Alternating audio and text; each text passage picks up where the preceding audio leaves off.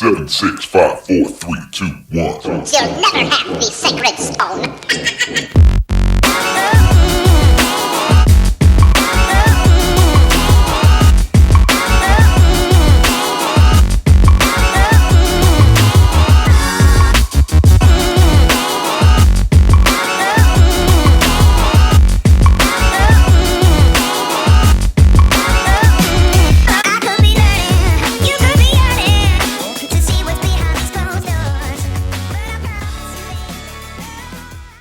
All right, and welcome to another edition of the Vegas Squares podcast. It's the weekend, so it is week number 13 in the NFL, and it is time for our picks show.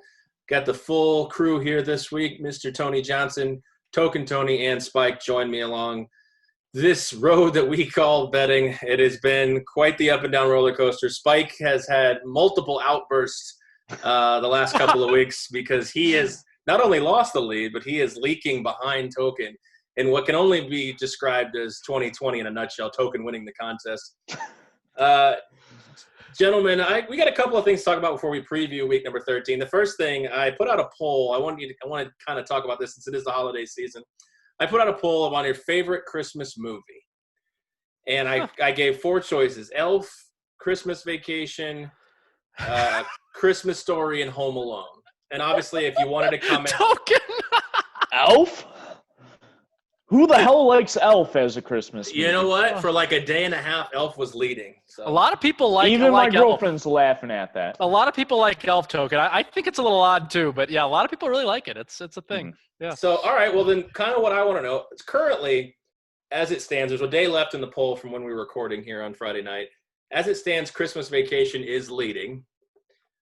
Two of the bets for Christmas Vacation are my two other accounts, so it may not be fair. But Spike, I'll start with you. So in the holiday season, is there that one go-to? So like for me and my wife, we go through Christmas Vacation, Home Alone 2, and A Christmas Story. Those are the four we watch every year. Wow. Yeah, well, I mean, from that list, obviously, I think I have to go with Christmas Vacation. I mean, the Clark Griswold acting from Chevy Chase is just amazing. Some great quotable lines, and it's just, one of those classic movies. But, I mean, the ultimate Christmas movie is Die Hard. I mean, you have to include that in that list. Oh, here we go. Of course it is. No. Here we go. Of course it is. No. It just happens to take place during a Christmas party. And there's ho-ho-hos, and there's Santa hats, and the whole thing. I mean, it is... And there's die. Just because there's no snow, because it takes place in Los Angeles, doesn't mean that it's not a Christmas movie. It's still a Christmas movie with redemption arc. Like the whole, it is a fantastic. That is the one that should be on there. That's the one that I would have voted for. Well, oops, my mistake. You could have commented in the other. I said if you had another movie you like, you can comment down below. Spike took the week off of Twitter apparently. So, Token, I think I know yours, but what is your Christmas movie? I actually just voted on it, and it's the one currently in the lead, Home Alone. Oh wow, Home Alone's in the lead. I hadn't checked on it in a day. I literally just pulled it up, yeah. Now, to me, Home Alone 2 is better than Home Alone. Ooh, that's... I would say they're about even. The New York one. I think the New York one's better. I would say they're about even, but the edge goes to the OG. All right, fair enough. Wow. Tony, what's your favorite Christmas movie? Or the one you have to watch every year? Well, I don't necessarily have to watch one every year, but I'd have a write-in, and my write-in is Bad Santa. It is my favorite Christmas movie. I love Bad Santa. A lot better than Elf. Oh, my goodness. It's just... I don't know. I like all of the characters. I think Bernie Mac's character is beyond incredible. It's just he's so fucking weird and strange and awesome. I love his character. So out of those four, I think I would choose Home Alone. If I have to make a seriously, if there's children around for some whatever reason, I would say It's a Wonderful Life would be my favorite if I had another write-in. But of those four, I'm not exactly a huge fan of any of them. I don't know. The Chicago ties with Home Alone. Yeah, I mean, that's true. That's true, yeah. I feel like the It's a Wonderful Life is like the Citizen Kane thing. Everybody's like, oh, you have to watch this. I just thought it was, it's cool, but it's like, everybody, when I finally watched Citizen Kane, I'm like, I don't understand why this is the number one movie in AFI. It's a Wonderful Life is fine, but to me, it's like, I watched it because I was told that I have to watch it for Christmas. There's a lot of good movies. Jingle All the Way is another good one. I don't know if you guys ever saw that with Arnold Schwarzenegger. That's pretty decent. I did not. No. So if you're listening to this podcast, we are available on Zingo TV. We are available on YouTube. And now we are newly available on Spotify. You can check us and all the 12-ounce shows out on Spotify. But if you are listening on any of those, I want you to go onto Twitter, vote on our poll if it's still currently running, or if it's not, go ahead and send us a message or tweet us your favorite Christmas movie, and we can maybe have a little conversation. Like I said, the 4 that we go through: Christmas Vacation, Home Alone 1 and 2, and A Christmas Story. But A Christmas Story is on every year, like right at Christmas, so you can just kind of catch that on the 25th. But speaking of, there was some naughty and nice going on in the NFL in Week 12 this last week. And I kind of want to chat about this before we get into the picks and previewing the games. I said it on Twitter. Our Twitter's at Vegas Squares. I think it's a complete sham and a complete mockery of the process that the NFL did everything in their power to push that Ravens-Steelers game back to let Lamar Jackson and some of the other stars play. And I thought I understand there was a COVID outbreak and things happen, but, at the same time, Roger Goodell said he's going to bring the hammer down on people who can't control their COVID in their teams. And then yet we have the Broncos who suited up with 0 quarterbacks, 0 active quarterbacks, had to put in a practice squad wide receiver who played quarterback, I think 6 years ago at Wake Forest for like half a season. And the NFL, honestly, actually, there was 0 quarterbacks on the field because I don't consider Taysom Hill a quarterback at this point yet so far. So I think the NFL took a punch to the face. There's a big black eye, in my opinion, and it's based on what's going on in social media. I think I'm not alone in saying that the NFL really just looked horrendously bad by allowing that game to be pushed back as far as it could and still didn't have Lamar Jackson in it. And then letting the Broncos just be embarrassed, really. I mean, running the Wildcat as your first line of offense is just incredibly embarrassing, not only to the Broncos, but just to the NFL at this point. So I'm curious to know your thoughts, because there's some people that kind of went back and forth with me here that said, the Broncos had a couple of people who weren't properly following procedures and the Ravens had a complete outbreak. Well, I'm just very confused. So if anybody wants to shed light, your opinion, Spike, I'll start with you. The floor is yours here. I think the NFL just looks really bad, after this whole situation. Yeah, well, this goes back to one of the comments that I made either on the last podcast or the one before, where I said Roger Goodell is always wrong in his decision making. And I think this is a perfect example of that. This came to the league. Roger Goodell, I assume, had the final say on a decision of this magnitude that affected so many people, so many different things. And he got it wrong, as we should expect that he would. To do this for one team and not another is clearly playing favoritism. It's clearly problematic, and it's clearly a cancer within the league that needs to be squished as soon as possible. But the owners are just too gutless to stand up to this clown. Yeah, and Tony, I mean, you look at it, like I said, the Broncos, 0 quarterbacks available on Sunday. The Patriots earlier in the season had to go without Cam Newton against the Chiefs. I mean, literally every other team is just getting thrown to the wolves, and somehow this just didn't make sense. And at the end, I'm kind of happy that Lamar Jackson wasn't able to play, because I feel like on the surface, that was the only reason they really even postponed it. Yeah, no, that's I pretty much agree with everything you guys are saying. I don't think there's any question that there's a double standard here. We know it's a business. We know that there's a bottom line attached to every decision that's made. So, if Goodell keeps making theoretically correct decisions in regards to, the owners and what they believe and what lines their pockets, which he's seemingly done, it's going to keep happening. I was shocked at how many times the Baltimore-Pittsburgh game got pushed back, but clearly they wanted to do everything they could to get that on as prime a spot and to look as good as possible. And then I think at the end, everyone is scratching their head of why the game took place in the middle of the day on Wednesday instead of, prime time. And I think it was just, knowing all the players that were out or whatever, I think they tried to hide the game a little bit. You can make an argument that they wanted to give them extra 8 to 10 hours of rest until the next week. But I mean, that doesn't hold a lot of water, in my opinion. A lot of people working in the middle of the day on a Wednesday.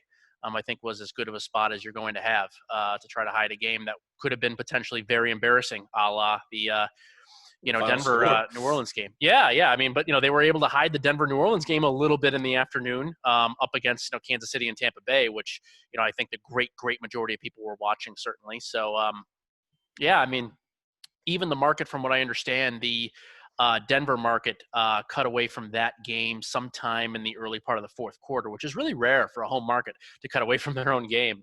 But yeah, I mean, it's unfortunate. I hate to say it's all pure and nice and great because it just isn't.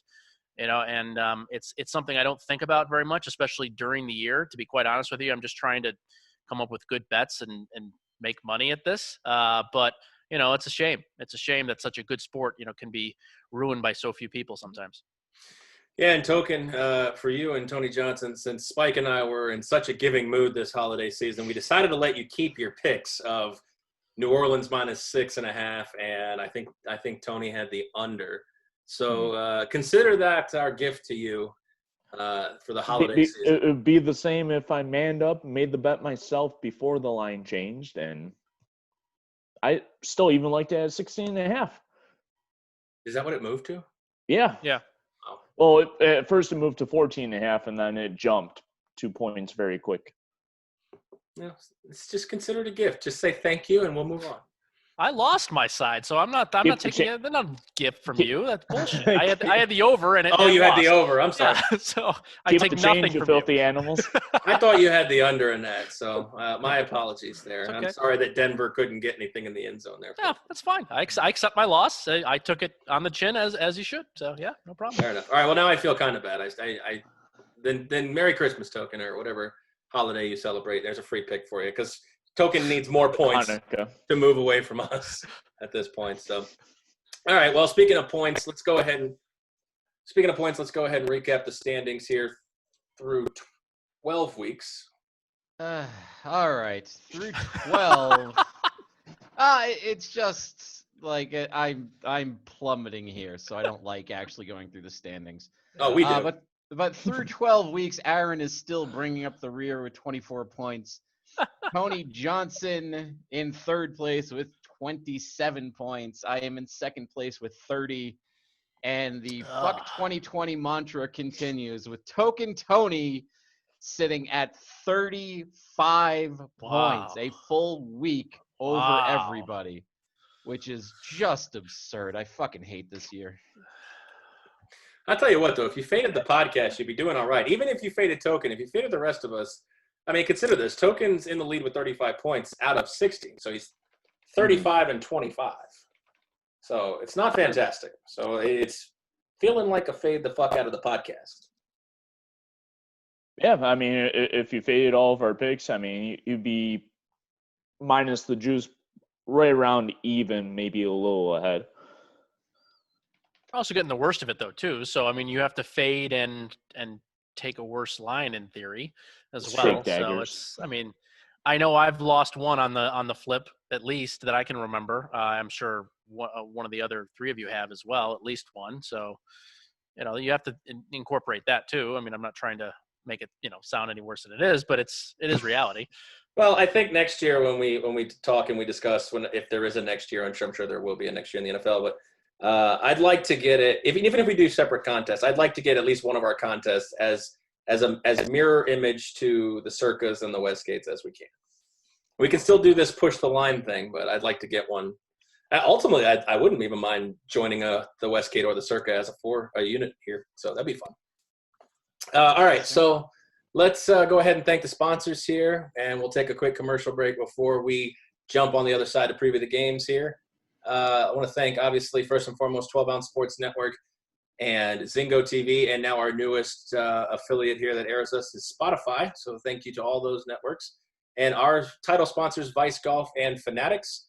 Please check out our affiliate links on lvsquares.com. Click the sponsorship page and use those links when shopping, and it will help out the podcast tremendously. It doesn't cost you a dime more than you would going straight to their links. Our other sponsors are also going to scroll at the bottom of the screen: Wicked Cuts Jerky, InTheHoleGolf.com, DC4L Custom Tees, Pro-Am Customs, and ChaiPoker.com. So, again, we're going to take just a short 2-minute commercial break here. so that Zingo and 12 ounce can pay the bills, and we'll be right back on the other side.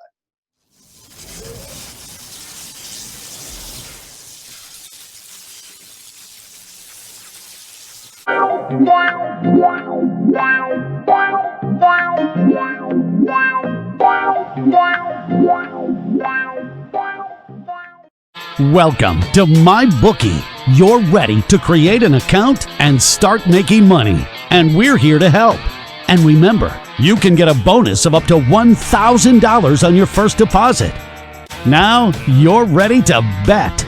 Just go to mybookie.ag, visit the sportsbook, click on your bet, and input the amount you want to risk or win in the bet slip. Yes, it's that easy. Just remember, at MyBookie, you play, you win, you get paid. All right, and we're back with the Vegas Squares podcast here in talking about week number 13 in the NFL. It's time to preview the games. And again, let me remind you that we use the Westgate Superbook line at the time of recording, which we do on Friday nights. Our show airs every Saturday at 10 p.m. Eastern and again on Sunday morning at 10 a.m. Eastern on Zingo TV, channel 761. We also have our show on YouTube. And again, audio version will be on Spotify. Just search 12OZ Sports on Spotify and the playlist will come up. Our podcasts are on there. Please subscribe to the 12 Ounce Sports Spotify channel. All right, so let's start with tokens. Game of the week, Detroit at Chicago. Chicago, a 3-point favorite at home. Back with Trubisky. I couldn't have been more wrong on the Mitch Trubisky. I was on the Mitch Trubisky train last week, and I could not have been more wrong with that against the Green Bay Packers. Even though they tried to come back and maybe get that back door, almost got there, didn't. The total is 45 in this spot. Other than token, and maybe not even token, this is probably a game that's going to try to be tucked away like that Ravens-Steelers game on a Wednesday afternoon. Maybe they should have played this on Thursday morning at 5 a.m. But Matt Patricia is gone after the Thank God. The Thursday. Same with Quinn. I agree. Yeah, that's fair. Yeah, that's fair. Hard to argue, really. Terrible. In steps in longtime NFL assistant Daryl Bevell. And I don't know if you guys heard about this. I thought it was pretty funny. Apparently, when he was giving his Zoom press conference, he outed both of his daughter's fiancés were going to pop the question, and then told the media, "Don't tell my daughters that my future son-in-laws are going to pop the question." They haven't proposed yet. Yeah, they haven't proposed yet. So they're just asking. They're just asking. Yeah, so I'm curious to know. I mean, nothing stays hidden when it's in especially in the NFL. So I'm curious to know how that went at their house. I mean, the two guys were probably like, "Well, now here you go, here's your ring." But the Bears are losers of 5 straight here. And Tony, I'll let you start this off because you're wearing a Bears hat and it just seemed fitting. But your thoughts on this game? Bears -3, total 45. This is an ugly game. I not only just based on where the two teams are and obviously the extended losing streak here with the Bears, but certainly the turnover with Detroit and the coaching staff and front office. I just don't know what we're going to get from these couple of teams. A lot of injuries, especially on the Chicago side, like very, very important players. Clearly, the quarterback issues, probably one of the better defensive players, at least on the defensive line. Akeem Hicks is still questionable with the hamstring injury, and then a whole host of people on offense as well as Khalil Mack. And I just, it's a game I think is going to be really, really ugly. And, it's a little shocking to see the Bears as a favorite, after this extended streak of bad play. But it's just not a game I'm interested in that sense from the side perspective. And I think it's going to get really, really ugly really quickly. And as you said, Aaron, trying to hide this game is probably for the best. Token. Now, one thing I noticed in this game, again, we're going to get Mitch Trubisky again, and I know that to the dismay of Matt Nagy, because he might be the next head on the chopping block at this point. I'm just curious because I feel like the Bears might be in trouble. A favorite who probably shouldn't be favored against a team. We talked about it with Atlanta when they fired their coach. I said, you get that spark of energy. I don't know. Maybe Stat Padford can pull out a victory here. Well, either way, it's a lose by winning or a win by losing. So, Solid analysis. yeah. But the team's happy that Patricia's gone. He had no control of the locker room. The best player on the field for this game might be David Montgomery. But what do you attribute that? Did Matt Patricia really not? Why did he not have the locker room? Was it his coaching style? Was it It was just everything in general. Results oriented? Because I mean, him and Quinn put together the team. I know there were a couple trades that probably didn't sit well with a lot. I know the Diggs trade didn't sit well. SLATE pretty much kind of forced himself out of there. So I think they forced the hand there. I don't know. I mean, the question, in my opinion, I don't know. It had to have been something that the message was already gone or worn thin, because you're the Lions. Like, let somebody. Honestly, if I'm the Lions, I forget the woman's name. The owner, Ford. I forget her first name. Patricia Ford or something like that. Sheila?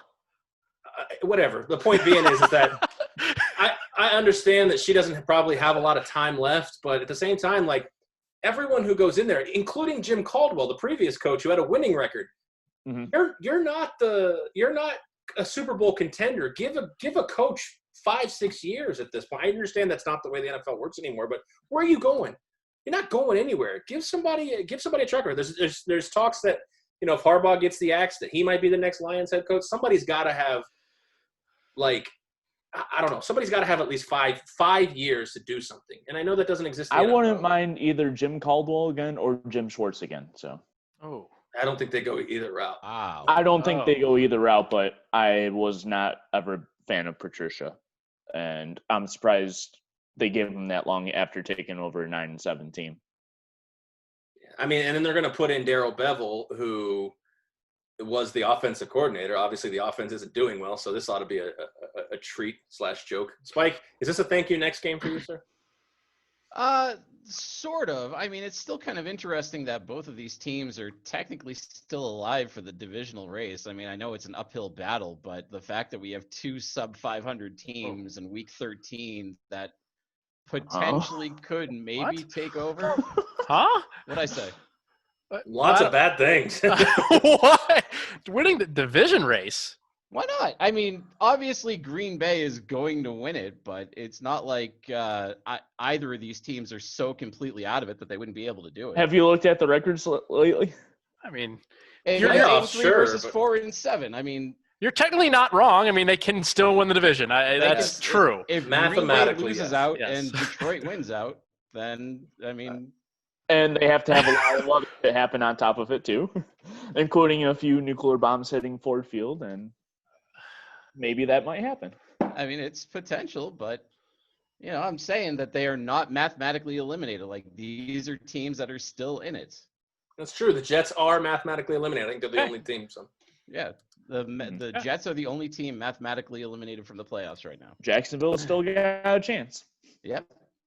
well, I tell you Everybody what, does, except for the Jets. I am looking at the remainder of Green Bay's schedule, and we'll get to them. Obviously, they're playing. I see one potential loss. So good luck on trying to catch them at this point. Yeah. I didn't say it was like probable. I'm not putting money on it. I'm just saying they're not Count it if you want. eliminated right now. That's Fuck fair. off. You would have to give them some astronomical odds for any team not named the Packers to win. What are the division odds right now? They've got to be a huge favorite, like -4 or 500. I'll pull it up. Maybe even worse. But while you're pulling that up, we can kind of circle back to that. I want to talk about Cincinnati and Miami. We got Miami at home, -10.5. We don't know if we're going to get Tua Tagovailoa or Ryan Fitzpatrick. We know we're not going to get Joe Burrow, which would have been a great matchup if healthy. Tagovailoa versus Joe Burrow, the number one, and I think Tagovailoa went 5. So the number 1 versus the number 5 pick would have been a pretty good matchup to watch in the early slate here. But there's a chance we're going to get Ryan Finley and Ryan Fitzpatrick, which is not quite as exciting, although Ryan Fitzpatrick can always make things happen. Total in this one, 42.5. This is a big number. I'm not saying Miami's bad. I feel like this is a tough one. Ryan Fitzpatrick always makes the games kind of interesting there, Tony. Yeah, no, I I think it's actually a thing, and just very quickly, I think it's going to be Brandon Allen for Cincinnati, which is he actually played relatively decently last week. He kept them in the ball game and actually looked relatively comfortable in the pocket. He didn't really have happy feet all that often, which you kind of see sometimes, especially from newer quarterbacks. And I liked what I saw. I know it was not the cleanest game in the world, but Cincinnati competes.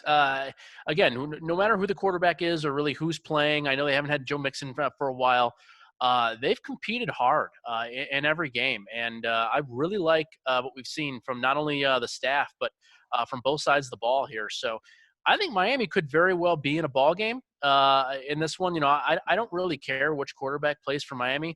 I certainly think Fitzpatrick gives them the best chance to win, but even with that said, it's still not a great quarterback. It's still not a quarterback that you really necessarily want for a With a potential double-digit favorite too. Yeah, I mean this is a likely playoff team at this point, and without a quarterback at the helm that you can trust fully, and then without that defense, I think to fall back on. While it's not a bad defense, it's certainly not a defense you can rely on to get stops on a regular basis. So I think we're going to see some issues here with Miami going forward. Again, I do think they're going to be a playoff team at this point, just based on how things have broken, especially with Baltimore really falling apart. That has helped them quite a bit in this race. But I think we're going to see a pretty close game here.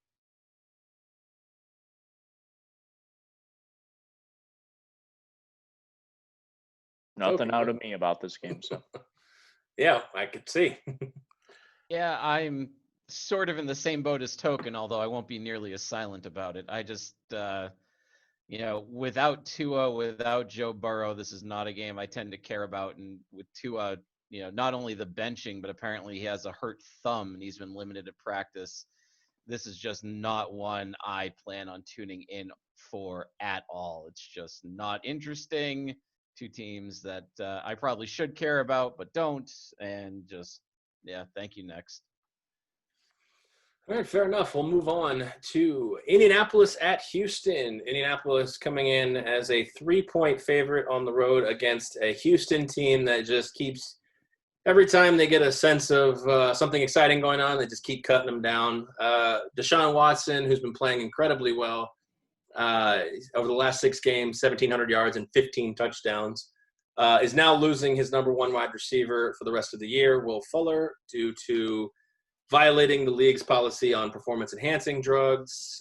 Pretty much we can probably say that although in Spike's world they are still mathematically alive, we can probably eliminate virtually the Texans from the playoff race as well. The Colts need a win. We talked about this last week when they played the Titans. The team that loses that game is going to be in a sticky situation regarding playoffs, because at this point the Colts are the 6th seed, but they have the Ravens at 6-5, the Dolphins at 7-4, the Raiders at 6-5, the Patriots at 5-6, all breathing down their neck at this point, and they really can't afford to lose any more games. This would be a huge letdown game for the Colts if they do in fact lose this game. But like I said, despite everything that's gone on, Deshaun Watson has persevered and played well, and it's unfortunate that he's not getting a lot of love because of the success or lack thereof of this team. But this is a spot where, like I said, if Indianapolis takes a day off, they could be in some serious trouble, Tony.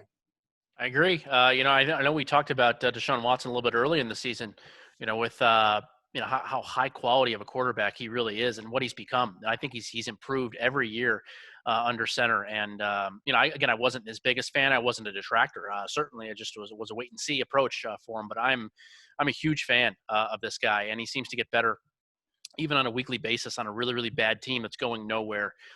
Shows a lot of heart. He goes after a lot of first downs on the ground, not necessarily maybe the best decision in regards to, an injury type of potential problem, but the guy plays hard, and I like you see the team rally around him. But with that said, this is my biggest bet of the week.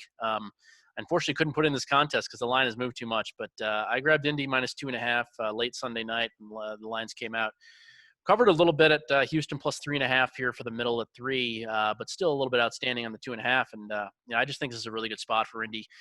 Getting Amico and DeForest Buckner back on the defensive line is enormous for this game. And if Indy plays to their potential here on defense, it's going to give Watson and the rest of the crew some issues. Without some playmakers, down to just one running back, no fullback this week. It's a rough spot, I think, for Houston. There is an outside chance that Houston loses this game by 20 plus. So that's one of the reasons I really wanted to be on Indy here at the number that it was originally at.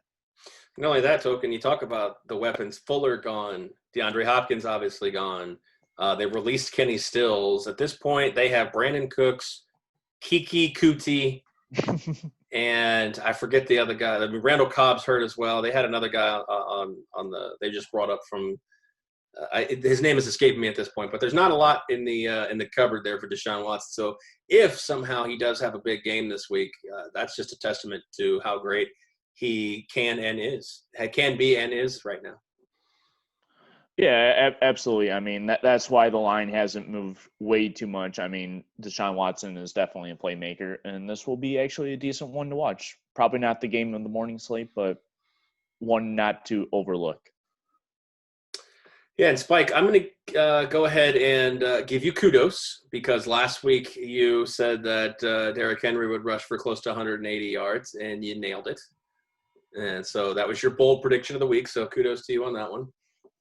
And secondly, if you, as a Pats fan, if you're the GM right now, do you throw two, especially if this first-round pick could be in the teens, you throw 2 first-round picks to Houston to get Deshaun Watson?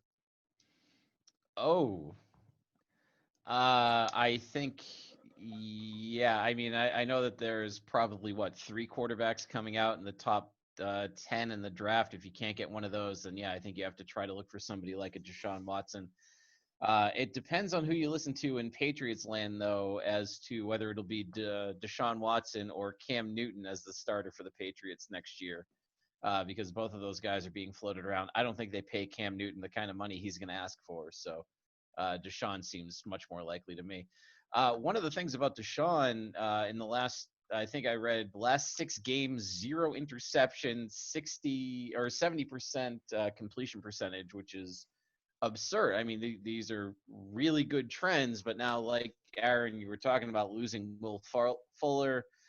That's just that's a rough one to overcome. So if he can keep those mistakes down and play his game with this ragtag bunch of other receivers that he has around him, I think Houston keeps this close, but this is kind of a wait-and-see kind of game. It's an interesting morning game, that's for sure. I'm going to be liking this one. Well, I got caught in a pickle this week in one of my fantasy football leagues because I do have Will Fuller, who played the flex spot because I had 2 other good receivers. And so I had to obviously drop him, and my first bench receiver is DJ Moore, who unfortunately is on a bye this week. So I did pick up – I'm going to enlist the services of one Kiki Kuti, and hopefully him and Deshaun Watson go off because I do have Deshaun as my quarterback in that league. So looking for that double dip there, which I got a lot with Will Fuller and Deshaun Watson this year so far. But I'm curious to see what happens with Will Fuller because I believe he's a free agent this year. And he was floated around in trade rumors around the deadline to the Packers and the Eagles, respectively. So I wonder if his days in Houston are numbered or if he maybe goes back there and tries a little redemption sort of thing and kind of get back in the good graces of the NFL and see what happens there with him because he was actually just starting to shine. It was health, injury, and finally he breaks out, and unfortunately he's busted for some PEDs. So, all right, Jacksonville at Minnesota. Minnesota a 10-point favorite here in this spot at home. Total in this game is 51. Yes, the Vikings did suffer an unfortunate loss at Dallas, which brought them into a tough spot for you and I, Tony, as far as the division. We thought they'd be 7-5 going into that game against Tampa here next week. Now that looks to maybe could be 6-6. We talked about it last week. They've got to win out at this point. Can't lose to a team like Jacksonville, who's effectively competitively tanking, let's call it, at this point. I don't see a spot where Mike Glennon is going to lead this team against Minnesota. But if anything like that Dallas game, Minnesota is always ripe for a letdown. Let's just hope it's not at home. I like that description, competitively tanking, because that is exactly what Jacksonville is doing. Their last 4 games, they've lost 3 of those by no more than 4 points, and the one game they did lose by a lot to was Pittsburgh. So that's a little bit more understandable, against an undefeated team. But the other 3 games against Houston, Green Bay, and Cleveland, those are 2. Certainly teams with a winning record there that they maintained, and they actually had a lead in a bunch of those games. So, I like what we're seeing in the sense of competitiveness with Jacksonville. Clearly, I think if we were to talk to management, they would certainly not necessarily want this team to win a bunch of games down the stretch. But you're never going to tell players or coaches, to do that, and they're not going to want to do that. So they're playing for livelihoods here. So, and we're seeing that. We're seeing that on the field. So Jacksonville's a team I've been betting on a lot recently, and so thankfully it has gone relatively well.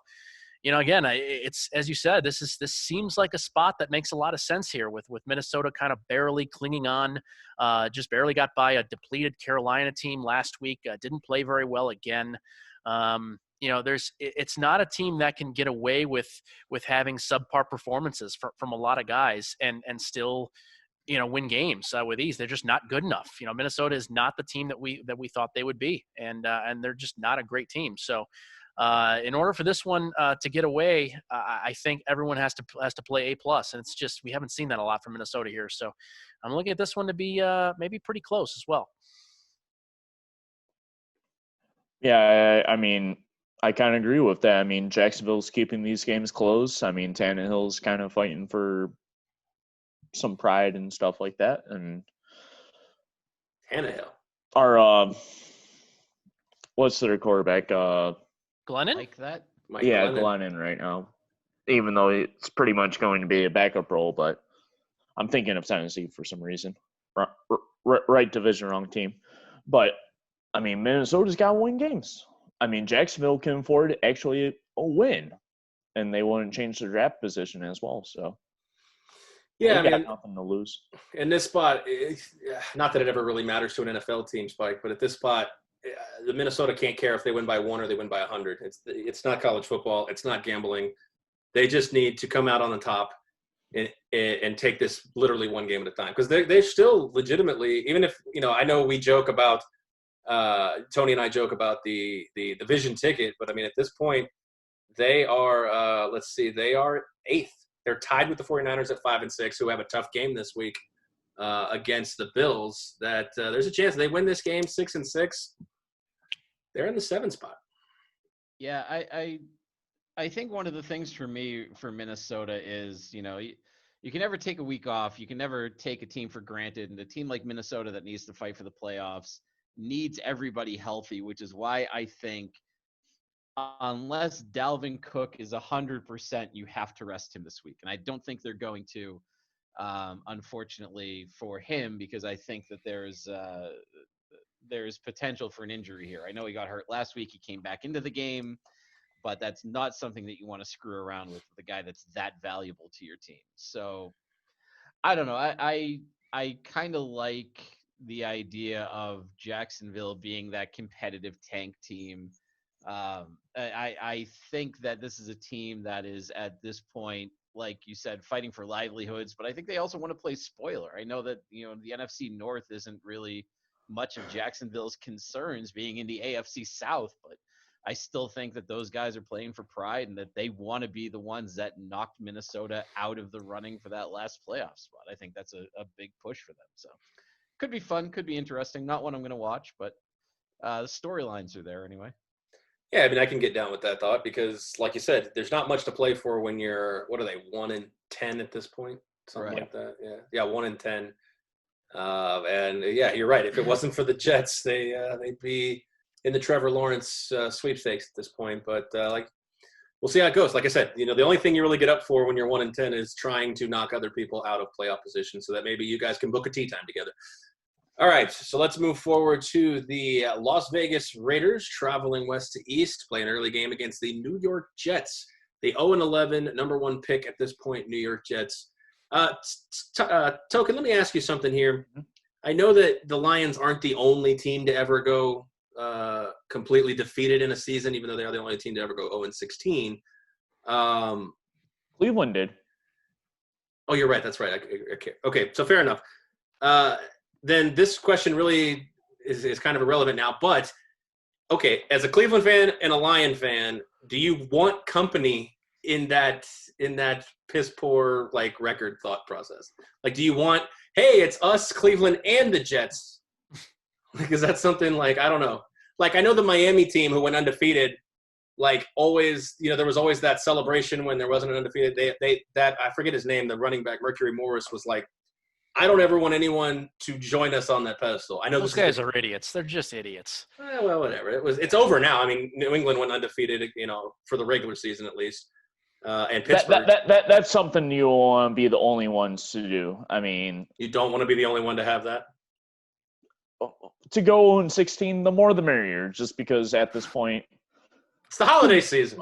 yeah. I mean, who gives a flying rat's ass? I mean, Yeah, I totally forgot about Cleveland in that spot. So, all right, well, let's Yeah. move. The Raiders could definitely. Speaking of using a win, needing a win here, they got thumped, and I don't know. Thumped is an understatement in this point. Let's just say this: at the place I work, there's a special prize for every time there's a score in Raiders games, regardless of which team does it. And at my job, I am the one who announces said prize for every time there is a score. And I was busy, but not for Las Vegas. I was not busy for Las Vegas. So let me give you two stats here, Tony, and then I'll let you take it away again. They're an 8-point favorite going on the road. I don't think I announced the total. It's 47. But the 43-6 loss last week against Atlanta, obviously pretty ugly. I know that we all said they kind of blew their load against Kansas City and kind of gave it everything they got, and maybe that translated into what we saw last Sunday against Atlanta. And the last time, now I don't expect this to be a foreshadow, but the last time we saw the Jets and the Raiders, the Jets won 34-3 last year, almost a year ago, November 24th. So I'm not saying that that's going to happen again because this is a completely different Jets team, a far worse Jets team, but Las Vegas needs some kind of ray of hope, and maybe, Tony, you can give it to them. I don't think I'll be the provider of that, at least right now. Maybe the other gentleman after me. But, yeah, I think this is going to be not the easiest spot here. More so than anything else, I don't like the injury situation either that, not only come out of the game, obviously, with a big loss, but they came out of the game, not in a good spot. 17 injuries. Brutal. Yeah, really, really bad. So a lot of those guys at least are going to play this week, which is good. But still, obviously losing Josh Jacobs, we know is an issue. I don't even think that's the biggest issue. I really think that Booker's going to step in and actually probably play pretty well. He's done quite well in fill-in time so far this year, averaging almost 6 yards a carry. And he's actually looked really good. He's looked like he's had a little bit of a faster step, even from some of those times in Denver, at least from my perspective of watching. But it's the defensive issues. So already down a defensive tackle and a safety, and then 5 other guys are going to be questionable going in. 3 of those game time decisions on the defensive side of the ball. I just think this is going to be tough. We'll see. Sam Darnold has not played well since he's come back on and off injuries. Here he had 2 really, really bad interceptions last week and just was absolutely atrocious in general. But again, the Jets are playing hard. At least they're staying in games for the most part, and we have not seen that give up spot yet. Doesn't mean that it's not going to happen necessarily, but it certainly has not happened here. So it's a game I'm not going to get involved in. The line makes some sense to me. If I had to try to figure out a team that I think has a really good chance to pull away, there's a lot of favorites here. It looks like this week in that 7 to 10-ish range. This is just not one of the teams I would want to pick here with Las Vegas. I just don't think they have the spot necessarily. I don't think they're going to get enough stops against the Jets, as funny as that sounds, in order to pull away necessarily. Wow, I thought, with all your love for Derek Carr this season, you'd be a beacon of light for the Las Vegas Raiders this year, but I was wrong. So, all right, that's fair. But Token, I think when Adam Gase finally gets fired, because we've seen it happen with Ryan Tannehill this year when he gets away from Adam Gase, maybe Sam Darnold comeback player of the year next year. Probably unlikely, but I mean, he just has way too many turnovers in my thought. And one quick thing about this game, I see a defensive turnover somehow, whether it's fumble recovery and advance and all that, but deep in each other's territory by both defenses in this game. I mean, even with the Raiders defense being hurt and all that, I just see a situation where they might even have a pick six against Sam Darnold. So defensive touchdown. Okay. I thought you said defense. Or within the 20. A short field for both teams after a turnover is, I believe, what Token's getting at. Yeah. Oh, okay. Fair enough. I was like, I think there's going to be turnovers too, Token. I mean, this offense in New York's pretty atrocious. I think you put them down for at least one at that point. But Spike, the hometown Raiders aren't getting it done. I mean, at this point in time, they're still in a playoff position right now. But at 6-5, like I said, we talked about this with the Colts. You got the Colts, the Dolphins, the Ravens, and the Patriots all in that clump with the Raiders. And it's just a lot of mediocrity right there.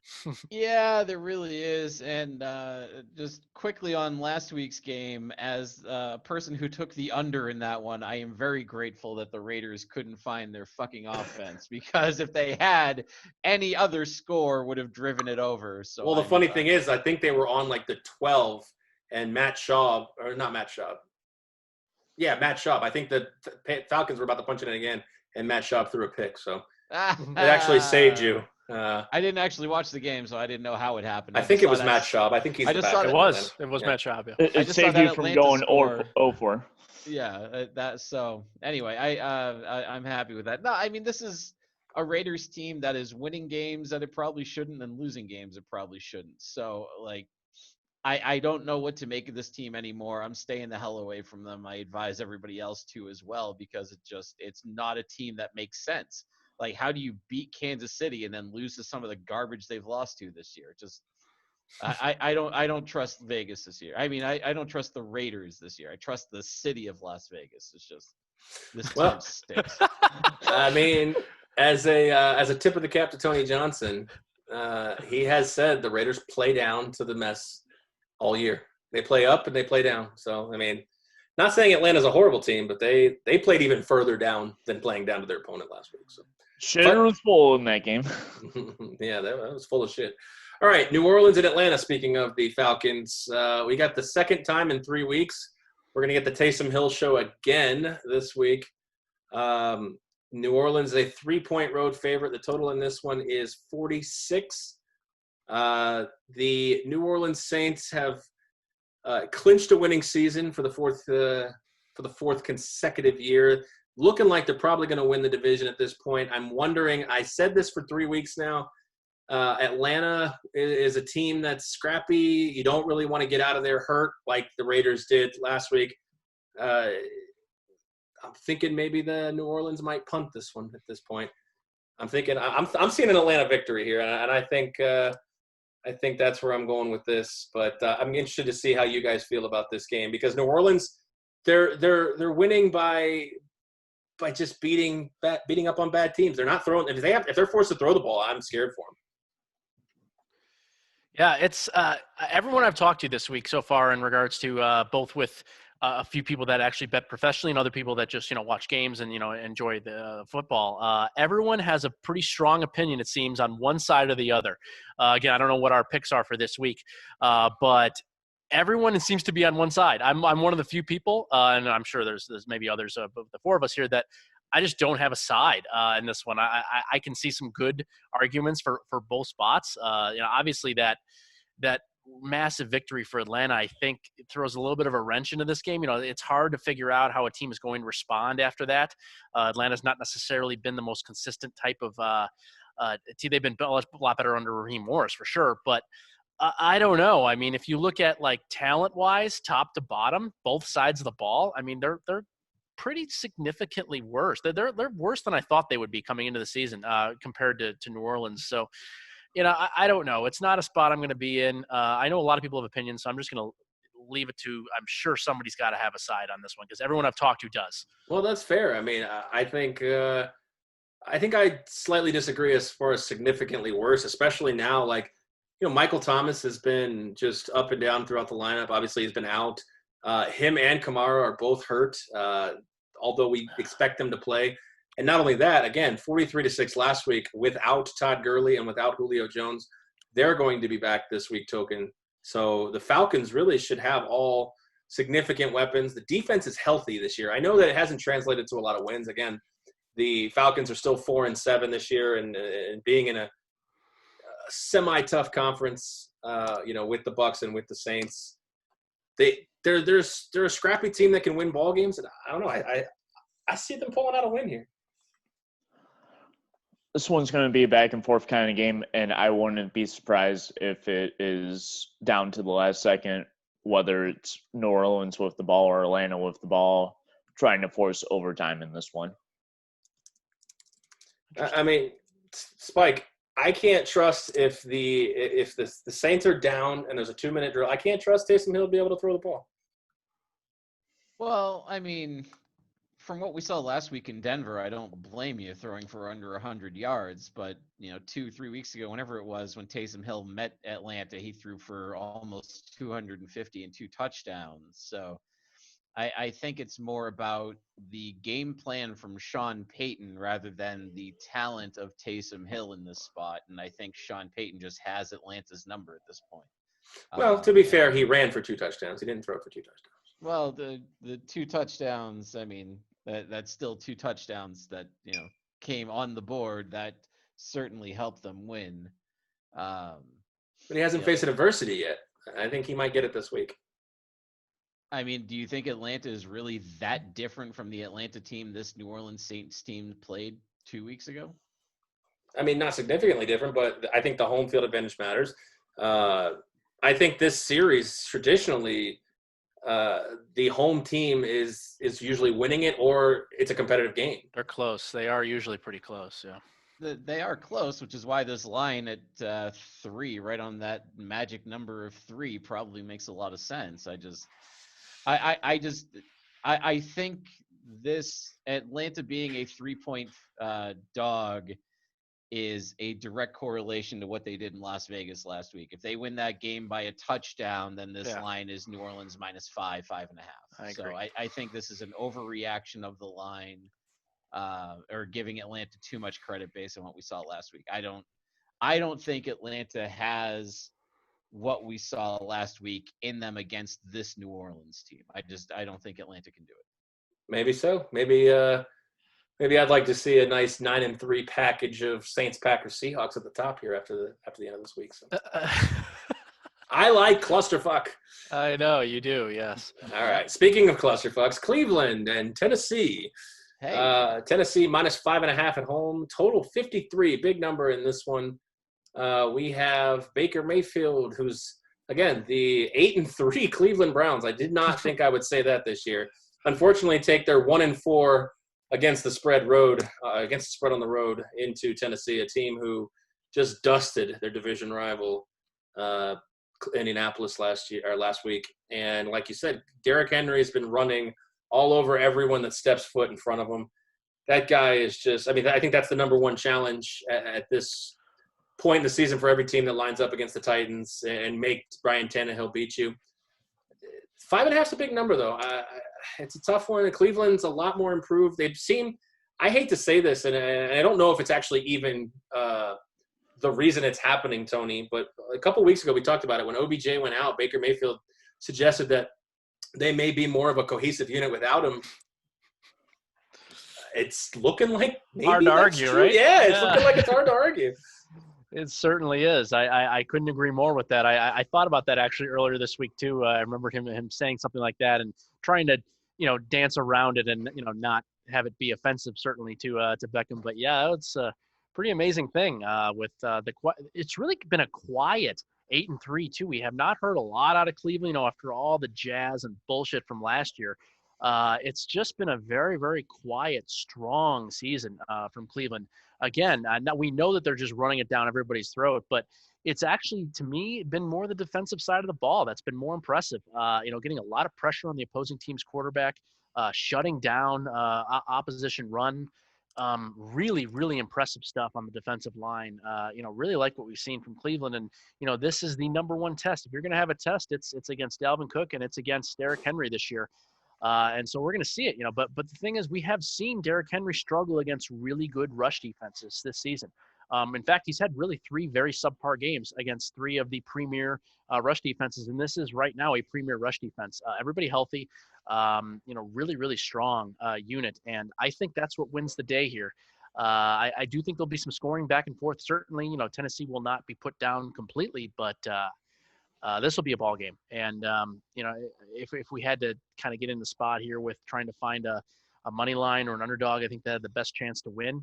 This would be my pick of the week here with Cleveland maybe having a chance to get it down on the road against Tennessee.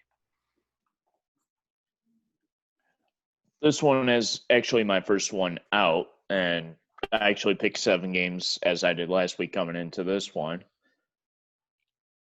I'm just gonna pop that cherry, but I like Tennessee in this one. I just even think with Cleveland with the run defense, Tannehill has enough against the pass defense to win this one by probably a touchdown. So cherry popped. Why did I get involved with this podcast at all? And you know who's winning this year? The token. He certainly is. No. Yeah, not for Drives your me nuts. sexual reference innuendos. And not for too many spoilers here, but Token and I are on 3 of the same 5 lines for this week, so That's good news. can't even catch up to him. We as we much can as I wanted we to. can come back, Aaron. Could be the wine talking this week. So this is my favorite of the early games. I think for exactly all the reasons that Tony Johnson just said. This is a game that we're going to see, a good Tennessee team against what I will say is a surprisingly good Cleveland team. I did not think Cleveland would be that good this year. I didn't put much stock into Baker Mayfield or that coaching staff or anything, and they have proven me wrong. So good for them. So yeah, this is definitely something where I think Derrick Henry, as much as we've seen him struggle against those good defensive fronts before, I think this is one that Derrick Henry can break through again. Probably not the 180 yards that he put up last week. Okay, good. I'll say closer to like 110 to 120, and he is the main factor on offense for that Tennessee team. All right, fair enough. Let's look at the New York Giants traveling west to visit the Seattle Seahawks. Line currently is -11 in favor of Seattle. Total is 47.5 in this one. I know the Danny Dimes questionable. We're not sure if he's going to play this week. It looked like he was completely out, but now he's trending little by little towards playing. He wants to be out there. Let's see what Joe Judge does with that. If not, we have Colt McCoy, and that 11-point line makes complete sense in that spot. I know he's a veteran, but let's be real. He's an 11-year veteran backup for a reason. He's just going to step in there and try not to get his doors blown in, like he did in Cleveland one time. I don't know if you guys remember that against Pittsburgh, where I think he got knocked back about 5 years by, I forget the guy's name, but yeah, he got destroyed in one of those rough games. game. Yep. Yes. Anyways, Seattle needs a victory. I know that Seattle versus the NFC East is always apparently a close matchup, as evidenced by the $500,000 swing last Monday night with the bettor. I think he was betting on William Hill, who had the -6.5. And Tony, I know I've been going to you first, so you can talk about that. Getting the right number. You say it every week. And I love the text when we talked about that. I think Spike sent the text out about it. And I think your exact words, Tony, were, I feel nothing for him. Feel nothing. It's true. Yeah, no, I'm all for people making large bets, coming up with a spot and going for it. I mean, just go for it 10 hours earlier and get a better number. I mean, it's, 6 and 8 have become much more key numbers here with the 2-point conversions and so many missed points. Yeah, it's 6s and 8s are becoming, relatively real, and you just got to be aware of that. So, if you're going to, put some real dollars out there, it's just my take on the matter. But where I'm going to go here is I'm going to go ahead and say I think the most important trade acquisition, at least in the middle of the season, has been Carlos Dunlap, the defensive end for Seattle. The guy has been an absolute just ball hawk. In the backfield on a consistent basis, leads the league since he's come over to Seattle in hurries and quarterback hurries and knockdowns. And he hasn't necessarily gotten a ton of sacks, but he has influenced so many plays. He's been fantastic. He is questionable this week, has not practiced, and I actually think this really matters. I'm not sure if it necessarily moves the line, a half a point or so, but I would want to know if he's playing before I actually come up with a spot here in this game, because I do think that it matters quite a bit, no matter who the quarterback is for the Giants. But besides that, Seattle's really gotten a lot healthier overall. Besides this recent Dunlap injury, a lot of guys, almost everybody back on the offensive side of the ball, just missing one tackle now. And, secondary has really started to come together here, I think, as the last couple of weeks have shown. Seattle, when they are fully healthy, is going to be a team, to beat. I'm not sure what the pecking order is in the NFC at this point. It is still a little bit murky, but Seattle in a healthy spot is a tough team to beat with the great quarterback play that they've received from Wilson for the majority of the season. So it's a big number here at 11, at home, but it's not something I'm necessarily going to want to be on the other side with at all, because when everything comes together with Seattle, they are a force. There's no question about that. Yeah, not only that, with Russell Wilson, and Chris Carson came back last week. Didn't do much, only had 40 yards and a touchdown, but he's just getting his feet under him.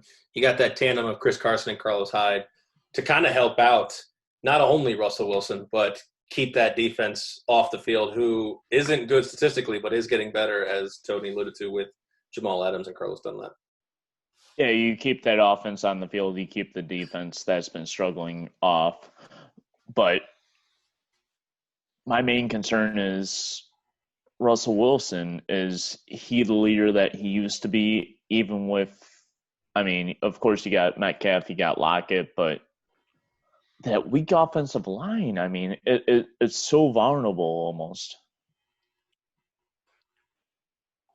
Yeah, I'd say, he's still a leader. Well, he is still the leader, but that's just kind of by default because every team has their quarterback as the leaders. So I don't know that there's anybody else on that team to step up. One of the things that kind of concerns me about Seattle right now is 2-2 in their last 4, and the wins were not all that impressive, including a 6-point almost nail biter against Philadelphia that I wasn't super happy with Seattle's performance in. So I thought they controlled that game the whole time, just with a fluke Hail Mary. Fluke-ass Hail Mary. So, it's just, I don't know. Do we trust a team like Seattle that hasn't really blown the doors off of anybody over the last few weeks to cover an 11-point spread? That's fair. It's a bad number for them. It's a weird spot. Having to cover 11 points is just not something I am comfortable with. I don't know that I'd go as far as Token Tony to say that Russell Wilson may not be the leader that he once was, but it's still a bad line and a bad spot for Seattle. Well, and the crazy thing is, as you look at this NFC least and who they play this week, I'm not sure any of them are even going to get a win. So even if the Giants get curb stomped by Seattle, they still might be in first place at 4-8. Amazing. Wow.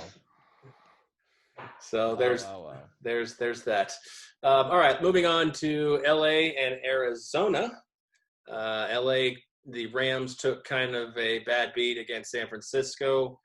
Kind of played down to them, ended up maybe overlooking them and got beat. So they're in a big matchup here with the division rival Arizona Cardinals. The line currently, as it stands, is the LA Rams -3 on the road, total 48. Both these teams, I say this kind of like the Indianapolis Tennessee game. Even though neither of these teams are in first place, both of these teams need a victory. And I think that brings a sense of urgency to these teams. I would say LA's more in a position because of experience versus Arizona. And not to mention, Tony, you need LA to win because you're still holding on to that ticket. That was a big one. That New England win last week gave me a ray of hope, and so hopefully, yeah, if they win 2 more games, they'll get the over. But I think there's a chance. I looked at the schedule; it's iffy. This one they would need to lose for sure, I think. And the unfortunate thing is I actually think the points mean a little bit here. Getting 3 points, I think, is a pretty decent spot. I've already bet it myself. I'm not going to take it for a contest because of the whole half a point deal. I don't want to go off the 3, but I do have Arizona +3. I think it's a good spot for them. I think the matchup makes a lot of sense. Yeah, I mean, this one at that key number is way too hard, and being a divisional matchup and all that. I mean, the Rams coming off of an impressive victory, but Arizona coming off that ugly defeat. It's going to be a tough one for them. I think one of the things that's interesting about the Rams is they haven't scored 30 or more since mid-October. So this is an offense that is struggling for some reason when this is supposed to be the strength of this team, is this Goff led offense, and we haven't seen it. So I'm curious to see how they can do against what is now an especially stingy Arizona team's defense. And this is sort of an interesting spot because, with I think Seattle's in the lead in the NFC West, correct? If I'm not mistaken. That is Somebody help me correct. out here. Yep. So this is definitely going to help one of these two teams in the standings tremendously when it comes to that end of the year, because these teams need this win in order to keep pace in the division. So should be a fun one. I'm actually looking forward to this one. Well, and not only that for the Rams, if somehow the Giants were able to beat those Seahawks, those 11-point favorite Seahawks, and LA would beat Arizona, LA would reclaim the first place spot. Although I don't know if that's exactly what they're thinking about heading into a team that is dangerous. I mean, like Kyler Murray and this team can. I know that Kyler Murray's been kind of hurt. I think he's probably going to look back. They're going to look to avenge that Patriots loss because that was kind of ugly token. You're right about that. Philadelphia and Green Bay, big number again for Green Bay, laying 8.5 at home. I bit on the Trubisky one last week. I got bit in the ass on that one. Philadelphia is this team, total 48.5 in this one. Philadelphia is this team that is not good, but somehow finds a way to cover numbers. Case in point, Monday night, Green Bay laying another decent-sized number again against a team. I look at Philadelphia as far as, let me see if I can pull this up and it matches my point. If not, I'm going to ignore it. But no, actually, it does not go for my point. But they are 2-3 on the road against the spread this year. But it just seems like they find a way to just kind of be pesky. And I don't really know where to be on this side, especially. But Aaron Rodgers, kind of one of those, either bet with him or stay off, right? It's not a spot I want Philly. I couldn't agree more with that. Certainly, I would not look to Philly here. If anything, if I'm playing, I'm laying, as they say. But I don't.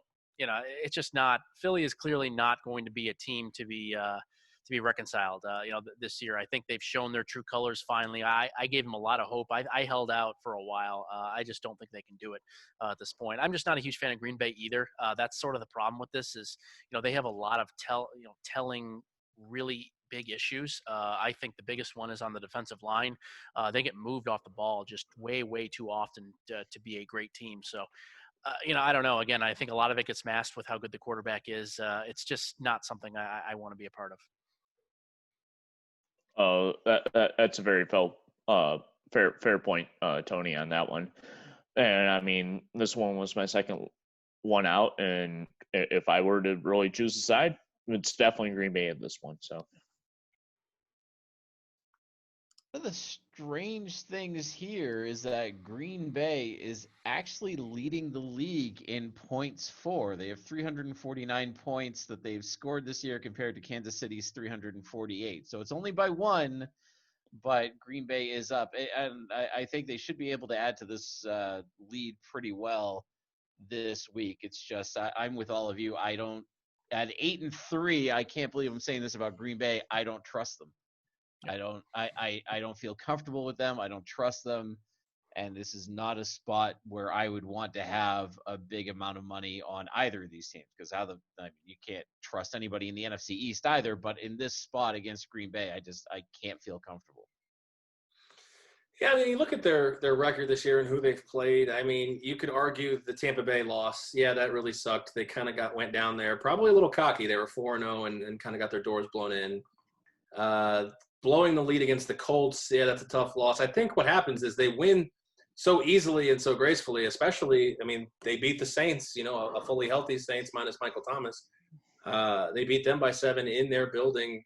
But I think Aaron Rodgers is starting to be that kind of that Brady-esque quarterback. When he wins, you expect it, and when they lose, oh, what's wrong with the Packers? And I don't know. I don't think their losses are that ugly. I mean, I think the Vikings team is better than their record. I think Tony will back me up on that. And so I don't know. Last year, Green Bay seemed like a flawed team. This year, they seem a little bit less flawed. So I think, especially if they win this week and somehow Atlanta's able to beat New Orleans, they're the number one seed, and that's a big thing this year with only the one bye. And having to go through Lambeau and that weather, all of that helps. So they might be motivated to cream Philadelphia this week. No pun intended. I don't know. It's a bad pun on cream cheese. Philadelphia cream cheese. Come on. You should have went more with the Green Bay cheese curds. No, both of those were bad. Let's move on. New England versus the Clippers. Chargers a 1.5 point home favorites against New England, total 47 and 47.5. Excuse me, just 47 in this one. Yeah, we talked about this earlier with Arizona. Big game, big win for New England. It doesn't help Spike in his quest to either win a Super Bowl or get the number 1 pick, as the Patriots are now 5-6. Okay, Spike, let me ask you this. So now they're 5-6. You're facing this right now. If they win today, they're 6-6. You want them to make the playoffs or what? I mean, at this point, it doesn't matter. I mean, obviously you would like a Bill Belichick coach team in the playoffs over basically any opponent that isn't Kansas City or Pittsburgh. But I mean, none of this is doing them any good. Like, they're not going to be at a spot where they're going to have any kind of home field advantage. They're certainly not going to get a bye week out of this. No. And I mean, I don't know that there's a point. Like, I still want them to lose, and especially now because I realize I actually have future bets on them having under 9 wins and them having fewer wins than Tampa Bay. So I need the Patriots to continue to lose here, but it's obviously this is a winnable game, especially the Chargers look okay. Like, they look like they have some pieces. They look like they should be competitive in a year or two. It's just this ain't it. So I just I like seeing New England win as a fan, and then like 30 seconds after the game's over, I'm like, oh shit, I have that bet. I need them to lose. So I don't know. I don't want them in the playoff. I don't want them anywhere near the playoffs, but I think they're going to be sniffing it until probably week 16, week 17. All right, fair enough. And Tony, this is the first Patriots-Chargers matchup in 23 years that does not have Tom Brady and or Phillip Rivers. Well, yeah, it's a bit of an ugly game. I don't think there's any question about that. This to me is pretty well set up from the people I've listened to and all the radio and such, from all the odds makers and such. This is a pros kind of versus Joes sort of game. It seems like the public is very much on the New England side here, and the professional side is very much on the Chargers, which many people deem to be a better valued team, to have a higher power rating than New England. I mean, yeah, I guess I would say so. I mean, if I try to make a number on every game, I made this one the Chargers -1, but who cares? It's one of those games where it's ugly on both sides. I don't really trust anybody. While obviously you have one head coach, which, as Spike said, you would want to stake, your life on almost in a playoff situation, or really in any situation. And the other head coach is not going to have a job, at the end of the season, I don't think. And he's really, really, really bad in game. So that helps a lot. But I don't know. That doesn't get me to the window here. So I'm just passing on everything. Yeah, I mean, pass for me as well. I mean, it'll be interesting how well Eckler's feeling and able to stay on the field. I mean, how many snaps he'll actually take in this game. So more of the health concern with that player. Yeah, I think I think to combat that aerial attack by Justin Herbert, New England's got to run the ball, and they've got two guys that can do it, Damian Harris and Cam Newton. Because Cam Newton ain't throwing for any more than 81 yards a game anyway, so it doesn't matter.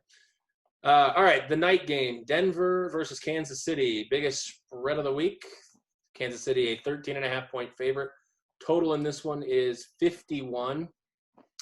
I believe, if my sources are right, we're going to get at least one quarterback, although we don't know which one is going to play for Denver. Let's hope it's not Kendall Hinton again. No offense to the kid, but if it's him again, then this line could be 50 at that point. We've got an option of lock, Rippon, Bortles, or Jeff Driscoll, the one who tested positive. Jeff Driscoll is obviously the least likely to play. I mean, Kansas City, there's really nothing to say. Nobody's really hurt. Everything's, okay. Their only real big issue is maybe Brashad Breeland, who missed practice earlier in the week. But I think this is an onus on. It's not that Kansas City is in danger of losing. It's just for Denver, it's in danger of losing by how much. Yep, totally agree. Again, I made this line 14 and roughly somewhere in the low 50s total. So I'm quick here. This is kind of exactly what it has to be. It's not going to move very much, I don't think, on either side. So this is just the easiest pass of the week for me. Is this one that Kansas City could cover the total by themselves? Maybe. Absolutely. Always possible with them. On to Spike. Yeah, well, I mean, yeah, this sure. This was a game that I kind of looked at and then, thought about it for about half a second and moved on. This is, as interesting as Mahomes is, this is just a walk in the park for him, and I'm not all that interested in how this ends up because it's obviously going to be a Kansas City win. It'll be a Kansas City win by a good amount, and I can't be bothered with this one. All right, well, let's move on to the Monday night games. We'll start with the first one, the one that was pushed back because of all of the COVID chaos.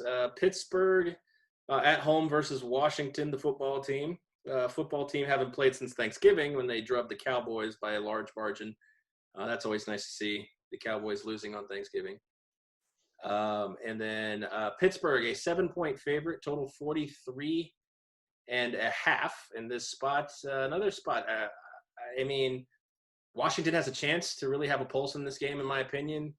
I don't think that Pittsburgh is going to fall as the last undefeated team. But this 7 number is an interesting one. Pittsburgh has had trouble at points in this year covering against teams they really should beat handedly. Yeah, this is the biggest line mover of the week so far. It opened at 10 pretty much everywhere and actually maintained 10 through almost Wednesday, I believe. And then all of a sudden the lid came off and got down to 8, 7.5 immediately, and then down to its current 7 across the board pretty much everywhere. Yeah, I mean, it's a spot I'm kicking myself a little bit with. I had thought about Washington earlier, actually late Sunday. It just 10 seemed like too many, but I didn't pull the trigger, and, it's my own damn fault for not doing so. Again, it does seem like a game where Washington can hang around with. That defense is really good with Washington. I know everyone talks about how good Pittsburgh's defense is, and it is good. Washington has actually statistically been extremely proficient this year, top 5 in a lot of categories. They get to the passer better than almost anybody out there. I think it'll be not the easiest game for Pittsburgh in the sense of, they're not going to be able to get whatever they want, like, in the Baltimore fiasco last Wednesday. So, yeah, certainly, the 7 makes a lot of sense now. I wish I'd seen I'd gotten on the 10 earlier, but I think the number's right now. This might be the best shot for NFC East team to win a game this week. So Washington might keep it close. Yeah, but I'm not sure enough to win. So, wow.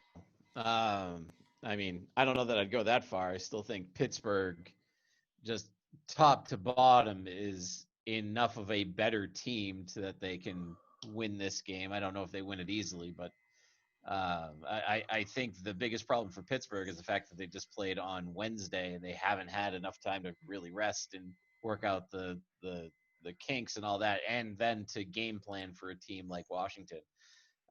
Should still be an interesting one. Pittsburgh, they're getting close to that undefeated season, and I'm going to say that as much as possible to try to jinx them.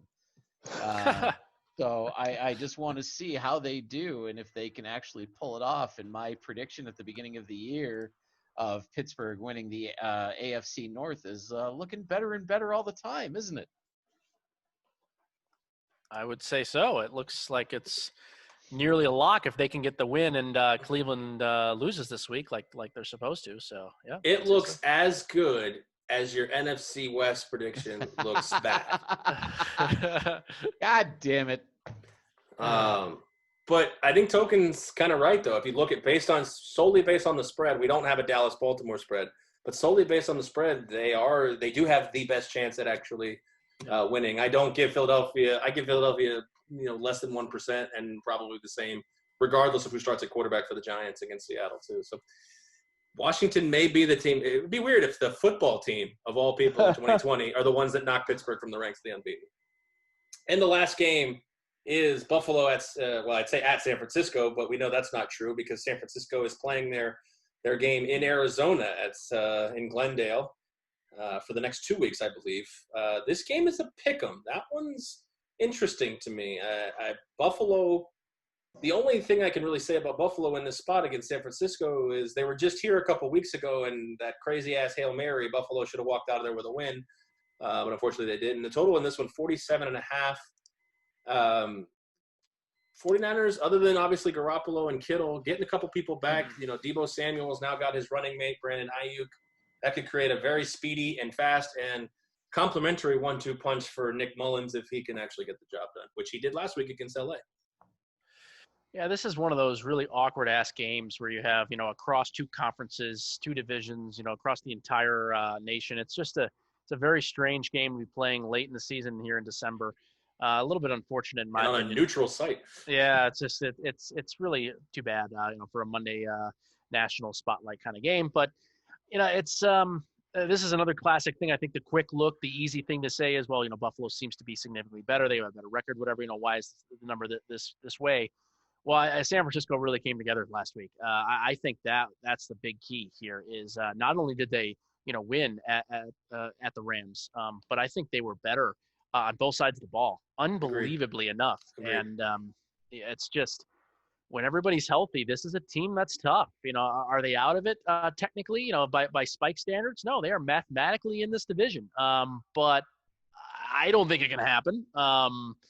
But this is the start. If you're going to start it, you got to get this one. Really, you pretty much have to get almost all of them. And I'm looking at it right now. They are the 7th seed. Yeah, oh yeah, they can certainly get in the playoffs. I was just talking about winning the division, but yeah, absolutely, they get in the playoffs. I was like, yeah, they're in the playoffs right now. Actually. Yeah, no doubt they get in the playoffs. No, I don't think there's no question that they can be a playoff team. But I still think that they think that they can win the division. That would be my guess if we were in the locker room. Yeah. So no, I give San Francisco a decent chance here. It's just such an awkward game in a weird spot. I'm decided just to stay away from it. Big matchup for both these teams, even though Buffalo's kind of almost ahead of this division. But San Francisco's still in the hunt and still bits and pieces of that team remaining. And anything will go with this team moving forward. So. And they might get Kittle back here soon, too. Yeah, they might be able to recreate that little run that they went on last year to losing the Super Bowl to KC. So. Yeah, San Francisco, when healthy, is good.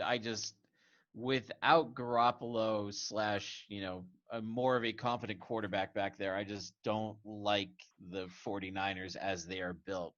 In the last, I think it's 4 or 5 games, Mullins is throwing 1 touchdown for every 2 interceptions, and that's just not a recipe for success in this league, especially going against a defense as good as Buffalo's can be. So, this is like Tony Johnson was saying, a cross-conference neutral site game in December is just such a weird beast, but I think the matchup just does not work for San Francisco in this spot. So kind of a strange one, especially at a pick'em. I never would have expected that line. You got to like the one side of this one, which I know I'm really getting ahead of myself basically saying which pick I'm giving, but fuck it. I don't care. Well, I got to say, I love the fact that it's just such a slap in the face of not only the state of California, but Santa Clara County, that basically they're like, we've been playing football with no fans, the same personnel, and then you put a ban on contact sports. They were like, screw you guys, I'm taking my ball, I'm heading south. And I even heard there's a ban on liquor sales in that county too. So Really? Oh, Yeah. I smell riots. Wow. Yeah. Unbelievable. This is why we can't have nice things. So, all right, well, that's going to wrap up the Week 13 slate. We are going to take a quick commercial break here, and on the other side, we have our picks. We have tokens, DFS, DraftKings lineup for the week, and the William Hill 14.14 teaser. We will wrap it up with all of that. Please stay tuned, and we will see you on the other side.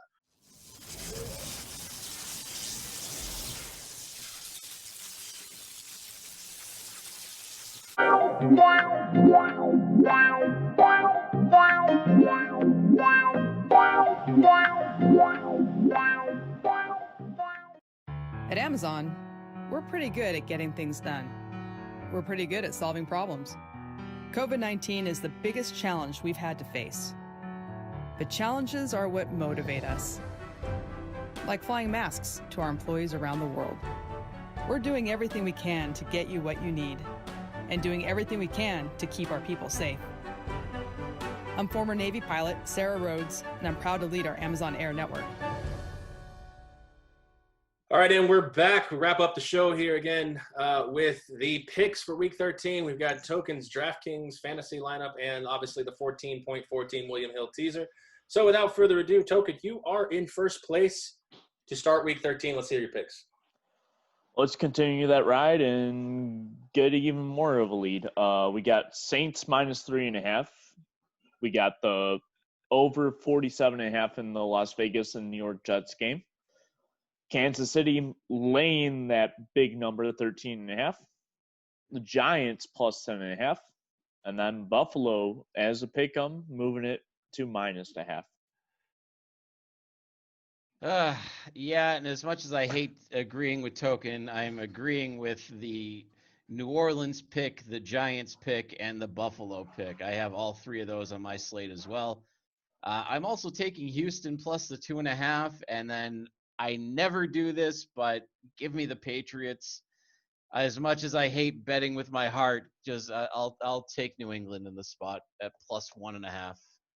All right, Tony, you're in third. Trash heap as always for me. Cincinnati +10.5. Jacksonville +9.5. Chicago and Detroit under 44.5. Green Bay under 48.5. And Cleveland +5.5 versus Tennessee. All right, and bringing up the rear, hoping for a 5-0 week here. I am taking the Falcons. I don't know if I alluded to that with much in that. At +2.5. The Rams -3, pushing that to -3.5. I'm going to hold my nose and take Denver with all those points, +13.5. The under 46.5, New England versus the Clippers, and the over 42.5, Cincinnati versus the Dolphins. All three of you have a play on the New Orleans game. Everyone I've talked to this week, I love it. Yeah. I wasn't You're I didn't right. look. I swear I did not look before that. It's awesome. 3.5's a gift even. I love it. All right, let's hear that moneymaker of a Token Tony DFS fantasy lineup this week. We got Aaron Rodgers at 6,800. Eckler for 7,100. Theo Riddick for 4K. We got Metcalf for 8,200. Who does Theo Riddick play for? The Raiders. Okay. Huh. With Jacobs probably going to be out, so. Oh, okay. A basement Yep. dweller. Exactly. What's under a basement? Go ahead. The floorboards. Metcalf for 8,200 if you didn't already hear that. We got Crowder for the Jets for 5,100. Humphreys for the Titans for 3,200. Goddard at tight end for the Eagles for 4,300. We got Jefferson for the Vikings for 6,900. And then for the special teams and defense, we got the Dolphins. All right, and to wrap up the program here, we've got a 14.4 team William Hill teaser. Last week's hit, the Bills, Atlanta, Tennessee, and Cleveland. check mark on that one. That's number 7 for the year. So we're going to go with another one here. We're going to go back to the Atlanta well, plus 17. We are going to take Cleveland plus 19.5. I am going to take Pittsburgh plus 0.5 to win that game. I'm not sorry, Pittsburgh. Kansas City plus 0.5 to win that game, and then move Pittsburgh across the 0 against Washington to plus 7. So again, Atlanta plus 17, Cleveland plus 19.5, Kansas City to plus 0.5, and Pittsburgh to plus 7. All right, that's going to do it for us. We appreciate you tuning in, listening. Remember, check us out. Follow us on Twitter at Vegas Squares. Also, check us out. We are on Zingo TV, channel 761. We are on YouTube, and we are also on Spotify. Also, our website, lvsquares.com. You can find us there as well, all of our archived podcasts, as well as our sponsors. Please support them so they can support us. They were scrolling across the bottom. And we appreciate you guys. Good luck on your picks for Token Tony, for Tony Johnson, for Spike. I am Aaron. We appreciate you. And we will see you on the next one.